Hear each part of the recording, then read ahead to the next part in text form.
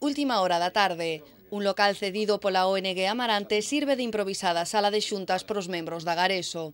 No es lo mismo cubrir una rueda de prensa, vamos a ser claros, que hacer un trabajo de profundidad de los que estamos hablando. Unha asociación de reporteiros galegos comprometidos coa solidariedade e a cooperación que veo a luz hai 4 meses en Pontevedra. O xérmolo deste colectivo foi unha viaxe a Tánxer de algúns dos seus compoñentes. Coñeceron sobre terreo a situación da muller marroquí, cuáles son as súas coyunturas, as súas vicisitudes para loitar co día a día, porque sobreviven no día a día, e a partir de aí comprobamos a existencia da cooperación galega fora das nosas fronteiras, é dicir, a necesidade real de contarlle a todos os galegos e a todas as galegas que existe unha xestión solidaria e que pode facer evolucionar outras sociedades e outras realidades. E precisamente Tánxer foi o primeiro destino elixido por este colectivo para darlles visibilidade aos proxectos de cooperación galega.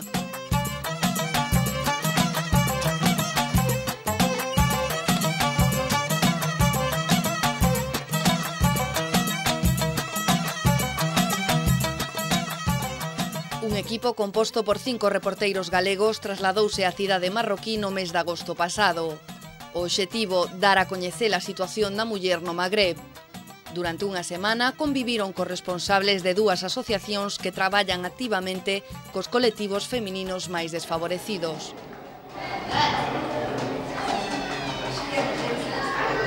Neste local desenvolve o seu traballo 100% mamás. A fronte del Claire Trichot, abogada francesa. O colectivo dalles acubillo e asistencia legal e sanitaria ás nais solteiras. Consideradas como delincuentes e prostitutas, moitas destas mulleres pasaron pola rúa antes de topar esta segunda familia.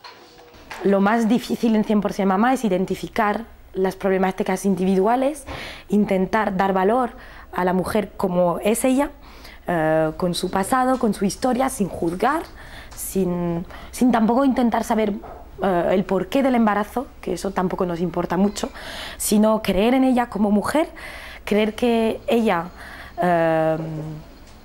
ese valor de mujer, ¿no?, que ha sido totalmente aplastado por la sociedad, por la ley, por tal, le podemos dar un valor, le podemos reconstruir y la podemos responsabilizar a ser madre.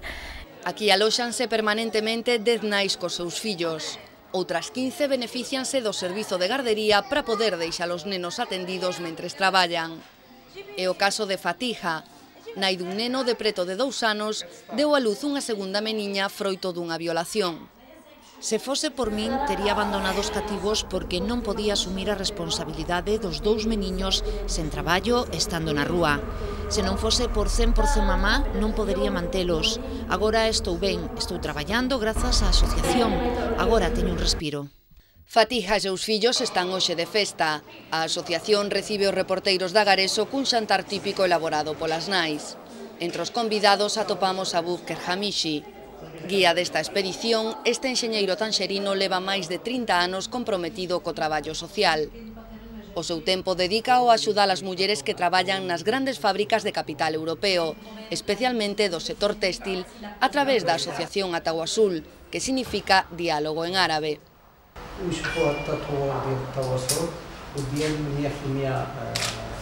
As mulleres, na meirande parte analfabetas, reciben aquí formación elemental para poder reclamar os seus dereitos como traballadoras. Todavía Atawasul, su trabajo, su indecencia es mínima, pero dentro de ese mínimo espacio que trabajamos, la mujer ya que ha llevado años en Atawasul se muestra, como habéis observado, que ha evolucionado en su concepción, en su formación, en la creencia en sí misma, en la autoestima. Lo importante es, estamos trabajando para que estas mujeres tengan más autoestima de su valor, sea en la producción, sea social, sea como mujer. Bubker convídanos a falar con Noura, unha pequena muller que acaba de entrar na maioría de idade. É un formalismo porque Noura fixos adulta aos 11 anos, a idade na que comezou a traballar nunha fábrica de gambas conxeladas. Eu adícome a pelar gambas. Hoxe pelei 5 kilos, dende as 3 da madrugada ata as 6 da tarde. Páganme 12 dirham por cada kilo que pelo. Antes cobraba 9. Hoxe, en total, gañei 60, uns 6 euros, por 15 horas de traballo. Noura é unha muller forte, como case todas as mulleres marroquís que decidiron poñerse á fronte da súa propia vida. Desenganadas co xénero masculino, afrontan duras condicións laborais para sair adiante. Daouya é outra destas loitadoras. Obreira e nai de 6 fillos, ten que sacalos adiante cun soldo de 200 euros ao mes. Ella duerme aquí e los niños aquí. A súa casa é humilde, aquí organízanse como poden para dormir, pero amósanola orgullosa, xa que por ela paga máis da metade do seu soldo. Daouya, Noura e Fatiha póñenlles cara a estas historias. Un traballo recompilado polos reporteiros da Gareso que agora traballan na elaboración dun documental e dunha exposición fotográfica sobre esta viaxe. Un contacto brutal cunha realidade que se atopa a só 14 kilómetros de Europa.